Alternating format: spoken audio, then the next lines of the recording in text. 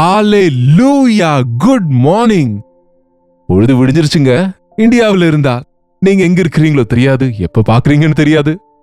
நீங்க எங்கிருந்து பார்த்து கொண்டிருந்தாலும், எந்த நேரத்தில் பார்த்து கொண்டிருந்தாலும், உங்களை வாழ்த்த வேண்டும் என்று, உங்களுடைய நலனை அறிய வேண்டும் என்று சொல்லி உங்களுக்காக தேவன் தருகிற தேவ செய்திகளை எந்த விதத்தில் கொண்டு வர வேண்டும் என்று கடந்த 2 வருஷங்களுக்கும் மேலாக பாரத்தோடு ஜபத்தோடு கூட தேவன் தருகிற வாய்ப்புகளை பயன்படுத்திக் கொண்டிருக்கிறேன். உங்களில் அநேகர் வசனத்தினால பலப்படுகிறோம், ஆசீர்வதிக்கப்படுகிறோம், எச்சரிக்கப்படுகிறோம் என்று அனுப்புகின்ற வாட்ஸ்அப் மெசேஜஸ் நிமித்தம் ஆண்டவரை துதிக்கிறோம். இதுவரைக்கும் நீங்க ஒரு முறை கூட எங்களுக்கு வாட்ஸ்அப் மெசேஜ் அனுப்பாம இருந்தா இன்றைக்கு தயவு செய்து பண்ணுங்க.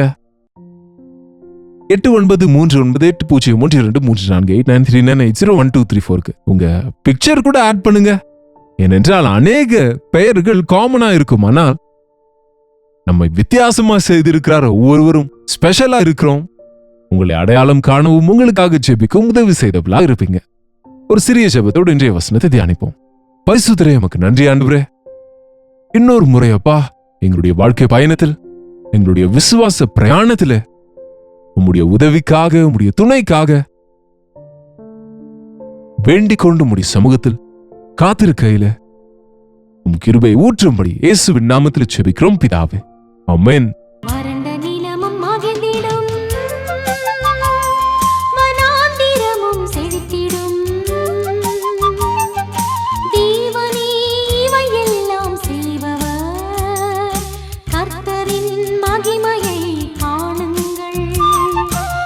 ஆமாங்க, கிறிஸ்தவ வாழ்க்கை என்பது ஸ்டாக்னன்ட் அல்ல, தேங்கி நிற்பது அல்ல.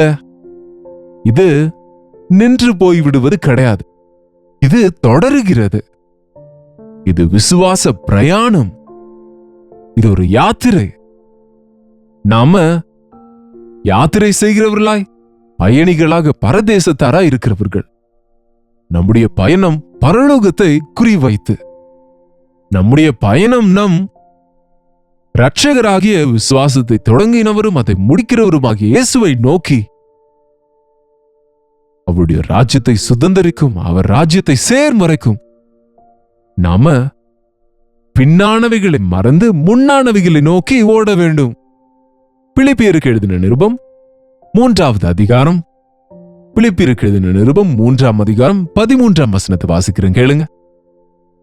சகோதரரே, அதை பிடித்துக் கொண்டேன் என்று நான் எண்ணுகிறதில்லை, ஆனால் ஒன்று செய்கிறேன், பின்னான காரியங்களை, பின்னானவைகளை மறந்து முன்னானவைகளை நாடி ஓடுகின்றேன்.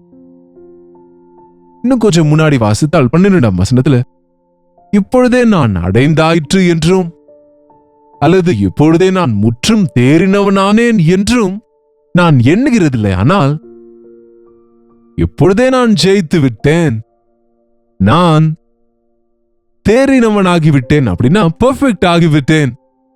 என்னங்க, நான் இலக்கை அடைந்து விட்டேன். என்னை போன்ற பெரிய ஊழியக்காரன் யாரும் இல்லை, என்னை போன்ற நல்ல விசுவாசி யாரும் இல்லை, என்னை போல ஜெப வீரர் யாரும் இல்லை. என்னங்க, இன்று அநேகர் ஃபுல் ஸ்டாப் வைத்து கொள்ளுகிறாங்க. நம்முடைய பக்திக்கு ஒரு முடிவு இல்லைங்க. மரணம் வரைக்கும் உண்மையா இருக்க சொன்னார் ஆண்டவர். நாம் எத்தனை கற்றுக்கொண்டிருந்தாலும் இன்னும் இன்னும் கற்றுக்கொள்ள வேண்டியது எவ்வளவோ இருக்கு கிறிஸ்துவிலே. கிறிஸ்துவை போல இருக்க, கிறிஸ்துவின் மனதை அறிந்து கொள்ள, கிறிஸ்துவை போல வாழ, கிறிஸ்துவின் நாமத்தை மகிமைப்படுத்த நம்முடைய வாழ்நாள் முழுவதும் கற்றுக்கொண்டாலும் நாம தேறிவிட முடியாது. கற்றுக்கொண்டு விட்டேன், முடிஞ்சிருச்சு என்னுடைய மெடிக்கல் கோர்ஸ்னு சொல்ல முடியாது. ஆஃப்டர் ஆல் இன்றைக்கு பாருங்க, 5 years 6 years மெடிக்கல் காலேஜஸ்ல, மருத்துவ கல்லூரியில படிச்ச பிறகு பிசிஷியனா ரொம்ப குறைவா இருக்கு இன்றைக்கு. எம்பிபிஎஸ் என்றால் நோ வேல்யூ. பிஹெச்டி செய்யணும், மாஸ்டர்ஸ் செய்யணும், ஸ்பெஷாலிட்டி செய்யணும், ஸ்பெஷலைஸ் செய்யணும் என்று இன்னும் இன்னும் இன்னும் இன்னும் இன்னும் லேட்டஸ்ட் டெக்னாலஜி, லேட்டஸ்ட் விஷயங்கள் அறிந்து கொள்ள வேண்டும் என்று அவங்க முயற்சிக்கிறாங்க பாருங்க. ஆனால் கிறிஸ்துவுக்குள் வரும்போது எனக்கு இந்த பக்தி போதும். காலையில மத்தியானம் சாயந்தரம் ஜெபித்துக் கொள்கிறேன். நான் யாருக்கும் தீங்கு செய்கிறதில்லை. ஆலயத்துக்கு போகிறேன், தசம பாகம் கொடுக்கிறேன், உபவாசம் இருக்கிறேன். அந்த பரிசேயன ஜெபம் அப்படிதானங்க. நான் அந்த குடிகாரனை போல, இந்த விபச்சாரிய போல பாவம் செய்கிறதில்லையே. நான் வாரத்துக்கு 2 முறை உபவாசிக்கிறேன், தசம பாகங்களை செலுத்துகிறேன். என்னங்க என்று உங்களை நீங்கள் திருப்திப்படுத்திக் கொள்ளுகிற பக்தியிலேயே இருந்தால் அது சரியில்லைங்க. உங்களுக்கு உண்மையிலேயே உண்மையான ஆவிக்குரிய பசி நமக்கு இருந்தால், ஐயோ நான் இன்னும் இலக்கை அடையவில்லையே என்கிற பாரம் இருக்கும். பக்தனாகிய பவுலுக்கு அப்படிப்பட்ட பாரம் இருக்கிறது. நான் தேறினவன் என்று எண்ணுகிறதில்லை, நான் இப்பொழுதே பிடித்து விட்டேன் என்று நான் நினைக்கிறதே இல்லை, நான் சாதித்து விட்டேன் என்று நினைக்கிறது இல்லை. ஆனால் ஒன்று செய்கின்றேன், பின்னானவைகளை மறந்து நம்மை முன்னுக்கு போக விடாமல் செய்கிறது என்னவென்றால், பின்னாலே இருக்கிறவைகள், பின்னுக்கு இருக்கிறவைகள். பின்னானவைகளை மறந்து போக வேண்டும் ஆண்டவருடைய பிள்ளைகள். முன்னானவைகளுக்காக நாட வேண்டும். நேற்றை குறித்தே நீங்க யோசித்துக் கொண்டிருந்தால் இன்றைக்கு எதையுமே சாதிக்க முடியாது. நேற்று நடந்த விஷயங்களை குறித்தே நீங்க கவலைப்பட்டுக் கொண்டிருப்பதினாலே நீங்க எந்தவித பலனையும் பார்க்க முடியாது. நேற்று உங்களுக்கு நடந்த தீங்கை நினைத்துக் கொண்டு அழுது நீங்க உடைந்து போவதனாலே உங்க வாழ்க்கையில ஒரு இன்ச்சு கூட முன்னுக்கு போக முடியாதுங்க. நேற்றவைகளை மறந்து போங்க. கடந்த காலத்தில் எத்தனையோ பேர் உங்களுக்கு தீங்கு செய்திருக்கலாம், எத்தனையோ பேர் உங்களை ஏளனம் செய்திருக்கலாம், எத்தனையோ பேர் உங்களை வேதனைப்படுத்தியிருக்கலாம், உங்களை ஏமாற்றி இருக்கலாம், உங்களுக்கு துரோகம் செய்திருக்கலாம். நிச்சயமா இந்த காலத்தில் மனுஷங்க ஒருவருக்கு ஒருவர் துரோகம் செய்கிறாங்க. முக்கியமாய் தேவ அன்பினாலே நிரப்பப்பட்டவர்கள், தேவனுடைய கிறிஸ்துவனுடைய மனதை உடையவர்களை ஏமாற்றுவது ரொம்பவும் சுலபம். ஏனென்றால் நம்ம ஒவ்வொருவரையும் நம்புவோம், நேசிப்போம், நாம சகிக்கிறோம் என்று சொல்லி இன்னும் நம் மீது அதிகமாக ஒரு சிலர் செய்வாங்க. ஆனாலும் இந்த காலத்துல விசுவாசிகள் நேற்று நடந்தவைகளுக்காக கோர்ட்டுக்கு சென்று வருஷ கணக்கில் அதே நிலையில் இருப்பது என்பது கேள்விப்படுவது எவ்வளவு வேதனைங்க. நம் நியாயாதிபதி அவர் இல்லையா? நியாயம் செய்கிறவர் நமக்கு இருக்கும்போது அநியாயம் நடந்தது என்று கதறி கொண்டு உட்கார்ந்திருப்பதனால என்ன பிரயோஜனம் இருக்கிறது? பின்னானவைகளை மறந்து முன்னானவைகளை நாடு. உன்னுடைய பட்சத்தில் இருக்கிற ஆண்டவர் ஏற்ற நேரத்தில் உனக்கான பதில்களை தருவார். உன்னுடைய சத்துருவை உனக்கு நண்பனாக மாற்றுவார். உன் சத்துருக்களுக்கு முன்பு உனக்கு ஒரு பந்தியை ஆயத்தப்படுத்துவார். உன்னுடைய தலை எங்கே அவமானப்பட்டதோ, எங்க நீங்க தலை குனிய வேண்டியது வந்ததோ, அதே இடத்துல உங்கள் தலையை உயர்த்துகிறவரா இருக்கிறார். நீங்க அவரை நோக்கி ஓடும் போது உங்கள் சத்துருக்களோடு வைத்துக் கொள்ளாதீங்க, ஆண்டவரை பற்றி கொள்ளுங்க. பின்னானவைகளை மறந்து முன்னானவைகளை நோக்கி நாடு. ஒரு சிலர் தங்களுடைய வாழ்க்கையில பின்னாலே நடந்த அவமானங்கள், நிந்தைகள், வருத்தங்கள், கஷ்டங்களை நினைத்து நினைத்து நினைத்து கொண்டு கவலைப்படுவதனால ஒரு முடத்தை கூட கூட்ட முடியாதுங்க. யாருடைய கடந்த வாழ்க்கையும் யாரும் மாற்ற முடியாது. கடந்தது கடந்ததே தான், அவ்வளவுதான், அது முடிந்து விட்டது, அவ்வளவுதான். முன்பு இருக்கிறது உங்களுக்கு ஒரு நம்பிக்கை, முன்பு இருக்க ஒரு பெரிய நன்மை, முன்பு இருக்கிறது உங்களுக்கு தேவன் தரும் கணம், முன்பு இருக்கிறது உங்களுக்கு செய்ய வேண்டிய காரியங்கள். அதை இலக்காக வைத்துக் கொண்டு இலக்கை நோக்கி ஓட சொல்கிறது தேவனுடைய வசனம். சிலர் பாருங்க, பின்னானவைகள் என்றால் பின்னாக அவங்க சாதித்தவைகளை பெருமைகளாக பேசிக் கொண்டு இருப்பாங்க. எப்பொழுதும் கடந்த காலத்தில் நடந்த பெரிய விஷயங்களை சொல்லிக் கொண்டு பழைய சாட்சியை சொல்லிக் கொண்டிருப்பாங்க, பழைய ஊர்காயை போல. அவ்வளவுதானங்க. எப்ப பாரு 10 வருஷங்களுக்கு முன்பு நான் ஜெபித்தேன் என்றால் 10 மணி நேரம் ஜெபிப்பேன். 10 வருஷம் முன்பு நான் கொடுத்த சாட்சியின் நிமித்தம் எத்தனையோ பேர் மாறிவிட்டார்கள். நான் அப்பொழுது சர்ச் கட்டினேன், அப்பொழுது அதை செய்தேன், அவ்வளவு காணிக்க தந்தேன், அப்பொழுது இவ்வளவு அற்புதம் தேவன் எனக்கு செய்தார். அந்த சாட்சிகள், அந்த விஷயங்களே சொல்லிக் கொண்டிருக்கிறாங்களே தவிர, நீங்க இன்றைக்கு எவ்வளவு நேரம் ஜெபிக்கிறீங்க? சரி, இப்ப எவ்வளவு காணிக்க செலுத்துறீங்க? சரி, இப்ப எப்படி இருக்கு உங்களுடைய ஆவிக்குரிய நிலை? அப்ப எப்பவோ செய்தவர்களே சொல்லிக் கொண்டு உட்கார்ந்து இருப்பதினாலே பிரயோஜனம் என்ன இருக்கு? நேற்றைய பக்தி இன்றைக்கு உதவாது. நேற்றைய விஷயங்கள் இன்றைக்கு உங்களுக்கு அவசியமே இல்லைங்க. நீதிமான் நீதியை விட்டு பாவம் செய்தால் அவன் நீதி கணக்கில் வராதென்றார் ஆண்டவர். ஆமாங்க, உன்னுடைய நீதியின் காரியங்களை குறித்து நீ எவ்வளவு பெருமை பேசினாலும் இன்றைக்கு நீ தேவனுடைய வசனத்தின்படி நடக்காவிட்டால் உன்னுடைய பழைய பக்தியை வைத்து உன்னை தேவன் ஆசீர்வதிப்பார் என்று நினைத்தால் அது புத்தியீனங்க. பின்னானவைகளை மறந்து பின்னானவைகளை விட்டு முன்னானவைகளுக்காக நான் நாடி ஓடுகிறேன் என்ன இருக்கிறது நமக்கு முன்பு? உங்களுக்கு முன்பு என்ன இருக்கு? உங்களுக்கு முன்பு என்ன இருக்கோ அதை குறித்தே நீங்கள் அதை நோக்கித்தான் ஓடிக்கொண்டிருப்பீர்கள். அது பணமா இருந்தால் அந்த பணத்திற்காகவே ஓடுவீர்கள். அது பாவ சம்பந்தமான காரியங்களானால் அவைகளுக்காகவே ஓடுவீர்கள். ஆனால் உங்களுக்கு முன்பு கிறிஸ்து இருந்தால், எனக்கு பின்னாக உலகமும் எனக்கு முன்பாக இருப்பதோ சிலுவை. ஒரு நபர் தனக்கு பின்னாக சிலுவையும் தனக்கு முன்பு உலகமும் வைத்தால் முன்னுக்கு ஓடினாலும் பிரயோஜனம் இருக்காது. இயேசுவை நோக்கி பார்த்து கொண்டு உனக்கு முன்பு இருக்கிற ஓட்டத்தில் பொறுமையோடு ஓட சொல்லி சொன்னால், இன்றைக்கு அநேக கிறிஸ்தவர்கள் என்னப்படுகிறவர்கள், நாங்க கிறிஸ்துவை நோக்கியே பார்க்கிறோம், இயேசுவையே கேட்கின்றோம், ஆண்டவர் எங்களுக்கு வேண்டும், ஆண்டவரே நீரே தேவன், நீரே ஆண்டவர், நீரே எங்களுக்கு எல்லாம் தர வேண்டும் என்று அவரையே நோக்கி பார்த்து முன்னுக்கு போகாமல் பின்னுக்கு போய் கொண்டிருக்கிறார்கள். இந்த பெயரளவிலே பக்தியோடு இருக்கும் கிறிஸ்தவர்கள், உலக சம்பந்தமான ஆசீர்வாதங்களுக்காக போராடும் விசுவாசிகள் எனப்படுகிறவர்கள், அவர்கள் ஓட்டம் கிறிஸ்துவின் பக்கமே, கிறிஸ்துவால் தான் நன்மைகள், இயேசாண்டவர் ஆசீர்வதித்தால் தான், அவர் கொடுத்தால் தான் என்று சொல்லிக் கொண்டே இருப்பார்கள். அவரை பார்த்து கொண்டிருப்பது போலவே இருப்பார்கள், ஆனால் முன்னுக்கு போக மாட்டார்கள். பவுல் சொல்கிறார், பின்னானவைகளை மறந்து நீங்கள் முன்னானவைகளுக்காக நாடுங்கள்.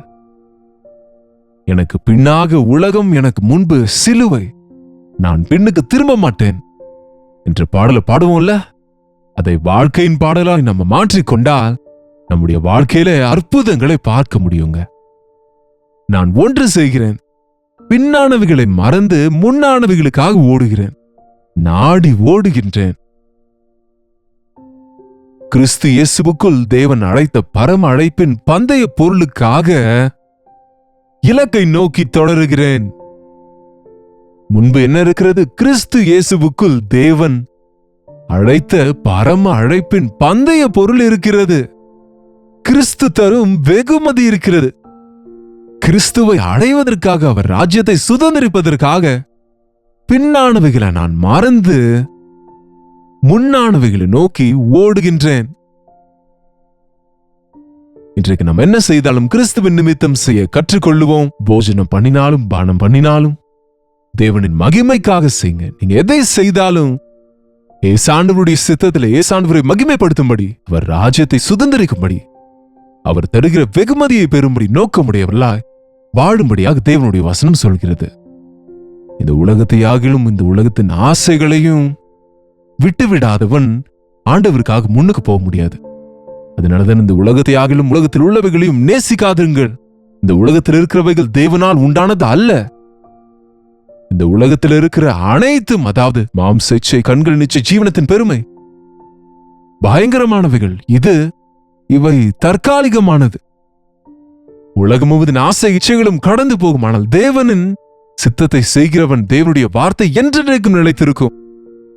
வசனத்திற்காக பாஞ்சையோடு இருப்போம். காலையில் எழுந்தவுடனே என்ன சாப்பிடுவோம், என்ன குடிப்போம் என்பதை விட என் தேவனுடைய வார்த்தைகளில் எதை கேட்போம், எப்படியாக என் இருதயத்தை திருப்திப்படுத்திக் கொள்ளலாம், இருதயத்தை எப்படி சமாதானத்தால் நிரப்புவோம், என்னுடைய விசுவாசத்தை எப்படி விருத்தியாக்க வேண்டும் என்ற ஒரே நோக்கத்தை உடையவர்களாக இருக்கிறவர்கள் தேவனோடு நாளை தொடங்குவார்கள். நாள் முழுவதும் பின்னானவைகளுக்காக அல்ல, முன்னானவைகளுக்காக ஓடுவார்கள். அற்புத ஆச்சரிய காரியங்களை சாட்சிகளாக அவர்கள் சொல்லுவார்கள். அப்படிப்பட்ட கிருபையை தேவன் நம் அனைவருக்கும் தருவாராக. ஜெபிப்போம். பரிசுத்தரே, அன்புள்ள தகப்பனே, உமக்கு நன்றி ஆண்டவரே. இந்த காலத்து கிறிஸ்தவ உலகம் இயேசுவை நோக்கி பார்ப்பதைப் போலவே இருந்தாலும் முன்னுக்கு அல்லாமல் பின்னுக்கே போவதினால் நாளுக்கு நாள் அழிவை பார்க்கின்ற ஆவிக்குரிய வாழ்க்கை நிமித்தம் நாங்கள் மனஸ்தாபப்பட உதவி செய்யுங்க ஆண்டவரே. எங்களுடைய வாழ்க்கையை சரி செய்து கொள்ள உதவி செய்யுங்கப்பா. பின்னானவைகளை மறந்து போவதற்கும் அவைகளை விட்டு விடுவதற்கும் எங்களுக்கு முன்பிருக்கிற கிறிஸ்துவனுடைய வழியிலே முன்னுக்கு போகவும், கிறிஸ்து இயேசுவுக்குள் கிடைக்கும் பந்தய பொருளுக்காக இலக்கை நோக்கி ஓட எங்கள் ஒவ்வொருவருக்கும் உதவி செய்திருங்கப்பா. வாழ்க்கையில எந்த விருத்தியும் எந்த ஆசீர்வாதமும் இல்லாமல் இருக்கிற நிலையிலே இருந்து கொண்டு, கடந்த காலத்தில் நடந்ததையே நினைத்துக் கொண்டு கதறிக்கொண்டு நொந்து போயிருக்கிற ஒவ்வொருவரையும் அப்பா இந்த நேரத்தில் உம்முடைய நாமத்தில் தூக்கி எடுக்கிறோம் அப்பா. எழுப்பி கையை பிடித்துக் கொண்டு எங்களை நடத்துகிறவராய் நீர் இருக்கிறபடியா, உள்ளையான சேற்றிலிருந்து எங்களை தூக்கி எடுத்து கண்மலை மேல் எங்கள் பாதங்களை ஸ்திரப்படுத்தி, மான்கால்கள் போல எங்கள் கால்களை பலப்படுத்தி, மான்கள் நீரோடைகளுக்காக ஓடுவது போல உம்முடைய சமூகத்துக்காக ஓடுவதற்கு உம்முடைய வசனத்தை கேட்கிற ஒவ்வொருவருக்கும் உதவி செய்யும்படியாக இயேசுவின் நாமத்திலே ஜெபிக்கிறோம் நல்ல பிதாவே, ஆமென். நம்முடைய பிதாவாகிய தேவனுடைய அன்பும் குமாரனாகிய இயேசு கிறிஸ்துவின் கிருபையும் பரிசுத்த ஆவியானவருடைய அந்யோன்யமும் ஐக்கியமும் கூடி வந்திருக்கிற நம் அனைவருக்கும் எப்பொழுதும் சதா காலமும் துணையாக இருப்பதாக, ஆமென். தேவனுக்கு ஸ்தோத்திரம். விசுவாசத்தில் முன்னுக்கு செல்லுவோம், பின்னானவைகளை மறந்து முன்னுக்கு செல்லுவோம். உங்களுடைய ஜெப விண்ணப்பங்களுக்கு 8939801234 ஒரு டெக்ஸ்ட் அல்லது வாய்ஸ் மெசேஜ் மூலமாக வாட்ஸ்அப் பண்ணுங்க. உங்களுக்காக நாங்க ஜெபிக்கிறோம், நீங்களும் ஜெபிங்க.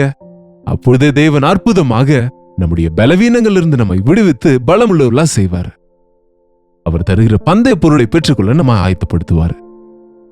கர்த்தருக்கு சித்தமா இருந்தால் நாளைக்கு இதே நேரத்தில் அனுதின தியான நிகழ்ச்சியில கர்த்தருடைய வார்த்தையோடு உங்களை சந்திக்கிறேன். அதுவரை கர்த்தருடைய கிருபை உங்களுக்கு துணையாக இருப்பதாக. ஹalleluya. பெங்களூர் மற்றும் பெங்களூரை சுற்றி இருக்கிற உங்களுக்கு ஒரு நற்செய்தி.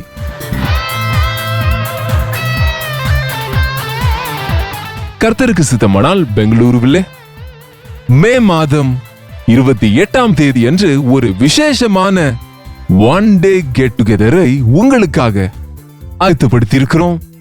மதியம் 2 மணியிலிருந்து 5 மணி வரை, 6 மணியிலிருந்து 9 மணி வரை நடக்கும் 2 செஷன்ஸ்களிலும் நீங்க பங்கு பெற்று தேவ ஆசீர்வாதங்களை பெற்றுக் கொடுங்க. பெங்களூருவிலிருந்து மட்டுமல்ல, சுற்றி இருக்கிற அநேக பகுதிகளிலிருந்து, அங்கு ஆந்திராவிலிருந்து, ராயலசீமாவிலிருந்து உங்களில் அநேகர் இந்த கெட் டுகெதர்ஸ்க்கு தொடர்ந்து வருகிறீர்கள். கர்த்தர் உங்களுக்கு செய்த நன்மைகளை சொல்கிறீங்க. உங்க பாரங்களை பகிர்ந்து கொண்டு உங்களுக்காக தனிப்பட்ட விதத்தில் ஜெபிக்கவும் உங்களை நேரடியாக சந்திக்கவும் எனக்கு வாய்ப்பை ஏற்படுத்துகிறீங்க. சோசியல் மீடியா மூலம், டிவி மூலம் வசனத்தை கேட்கிற உங்களை நேரடியாக பார்க்க வேண்டும் என்று, உங்களை ஆவிக்குரிய விதத்தில் பலப்படுத்த வேண்டும் என்று பெங்களூரு வருகிறோம். இந்த ஒன் டே கெட் டுகெதரில் தேவ சமூகத்தில் நாம இருக்கும்படியாக, தேவ ஆவியின் காரியங்கள் பார்க்கும்படியாக, அவருடைய தேவ செய்தியை கேட்டு மகிழும்படியாக வாருங்கள், பங்கு பெறுங்க. மிக முக்கியமாக ஜெபித்துக் கொள்ளுங்க. உங்க உற்றார் நண்பர்களுக்கும் இந்த விஷயத்தை தெரியப்படுத்துங்க. இந்த முறை முகவரி மாறி இருக்கிறது, கவனிங்க. Jesus calls prayer tower, Netaji road, Fraser Town, near cantonment railway station, Bengaluru. உங்களுக்கு மேலும் விவரங்கள் வேண்டுமானால் QR கோடை நீங்க ஸ்கேன் பண்ணி கொள்ளுங்க, அல்லது கீழே ஸ்கிரீன்ல இருக்கிற நம்பருக்கு நீங்க உடனடியாக தொடர்பு கொள்ளுங்க. நிச்சயமா கலந்து கொள்ளுங்க. உங்க நண்பர்கள், உறவினர்களையும் உங்களோடு கூட்டிக் கொண்டு வாங்க. உங்களுக்காக விசேஷமா ஜெபிக்க, தேவனுடைய வசனத்தினால் உங்களை பலப்படுத்த நாங்க வாஞ்சிக்கின்றோம். வாங்க, பங்கு பெறுங்கள், தேவ ஆசீர்வாதங்களை பெற்றுக் கொள்ளுங்க.